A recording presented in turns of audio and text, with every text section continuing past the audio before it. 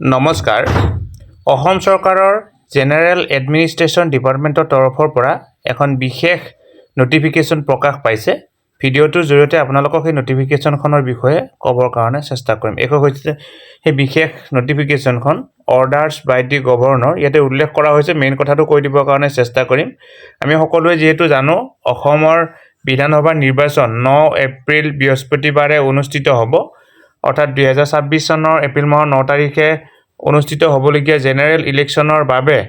কি কৰা হৈছে আমাৰ বন্ধ ঘোষণা কৰা হৈছে গতিকে সকলো উইদিন দি ষ্টেট কি বুলি কৈছে চাওক all the government non government offices PRI urban local bodies educational institute business and commercial establishment including bank, tea garden and industry etc. within the state of Assam will remain closed on 9 April 2026 Thursday on account of public holiday under NI Act 1881 অর্থাৎ যেহেতু বিধানসভা নিৰ্বাচন অনুষ্ঠিত হ'ব সকলোৱে vote দিবৰ কাৰণে যাব লাগিব গতিকে 9 এপ্ৰিল তাৰিখে পাব্লিক হলিডে ঘোষণা কৰা হৈছে ভিডিঅ'টো যদি এইখিনি কথা জনালো আপোনালোকে নিশ্চয় ভিডিঅ'টো যদি উপকৃত হৈছে ধন্যবাদ শ্ৰদ্ধা ছাৰবেদসকল নলিনী কান্ত ডেকা নামৰ ইউটিউব চেনেলটো হৈছে এটি শিক্ষামূলক ইউটিউব চেনেল